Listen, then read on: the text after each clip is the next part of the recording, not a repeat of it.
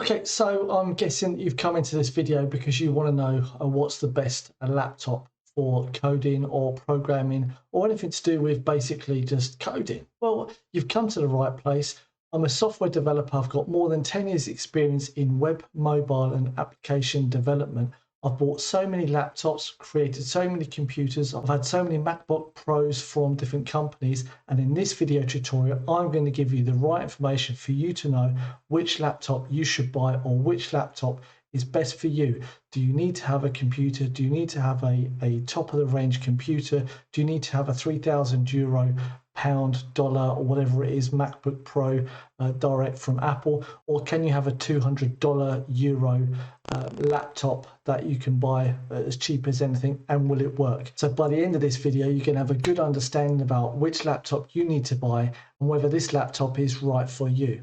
So let's get started. Before we continue, don't forget to like, subscribe, share, especially share, and write in the comments below which laptop do you have right now, which one are you using, and which type of programming language do you want to actually do. And obviously don't forget to tap the bell icon to get notified when I release any new videos. If you haven't visited my channel already, then there'll be a link in the description below where you can check out so many different programming tutorials which I have, which hopefully can teach you about programming.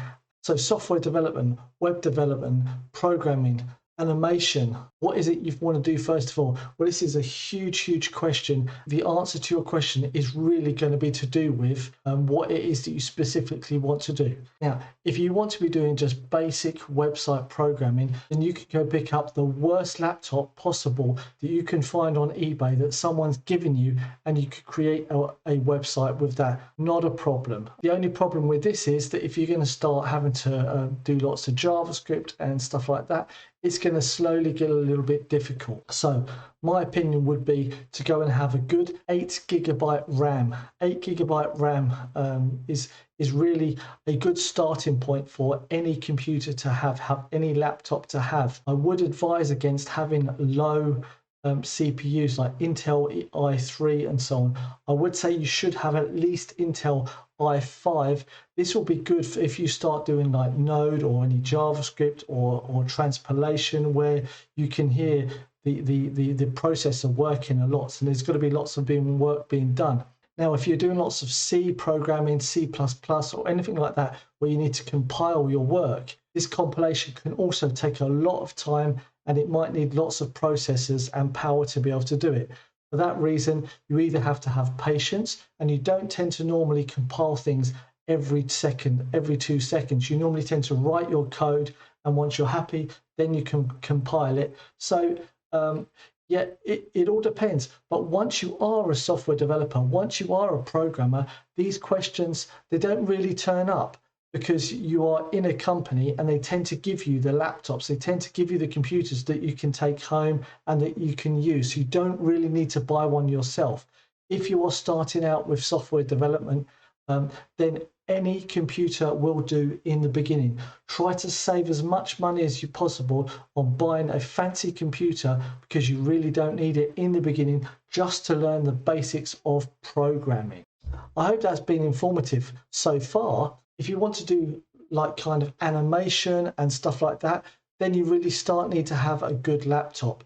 Now, Windows, Linux, Mac. Well, if you're going to buy a Mac, you're going to have Mac technology, Apple technology anyway, so it's going to be Linux as such. Now, if you're going to go for Windows and you want to be a developer, I'd really advise you with going to buy a Windows laptop, and then once you've done that, then just throwing away Windows completely by formatting the hard drive and then installing something like Ubuntu or any Linux distribution that you want to put on it, in order to then be able to assist you with developing PHP, Node or JavaScript or anything like that on a Linux based machine is going to be a lot better for you, because the community of programming tends to focus more on Linux rather than Windows. But all of the IDEs that you want to use, they're supported on all different platforms. So whether it's Mac or Windows or Linux,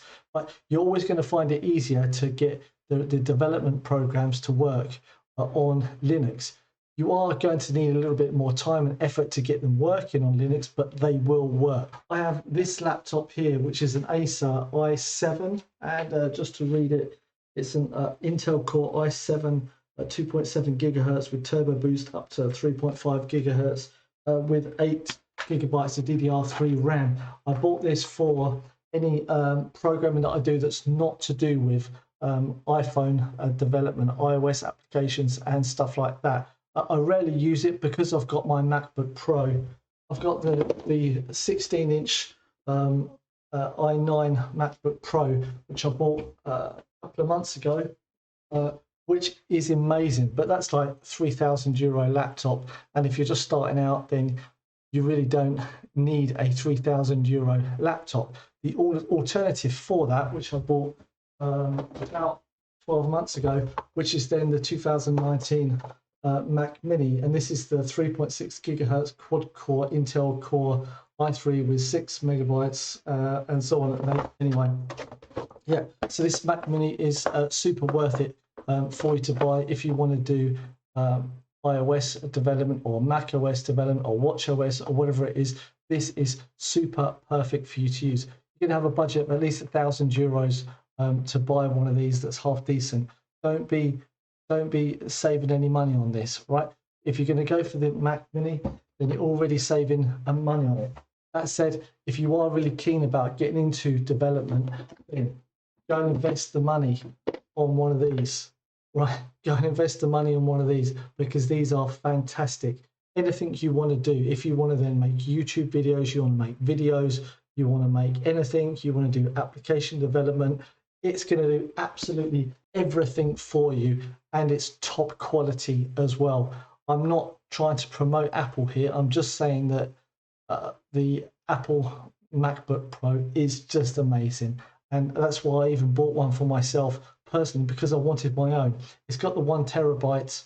It's got the 1 terabyte hard drive, which is super fast. I've gone and bought a 4 terabyte external hard drive as well, which I actually recording this video directly on, and that works perfectly fine.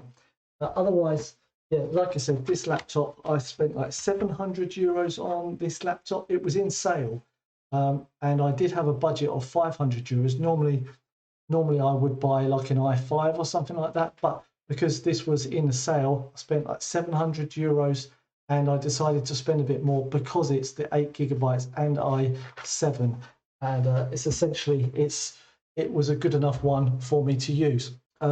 Otherwise, you could build your own computer, which is fine, but that's going to cost you a lot more to build your own computer. We were talking about which laptop should I use for coding.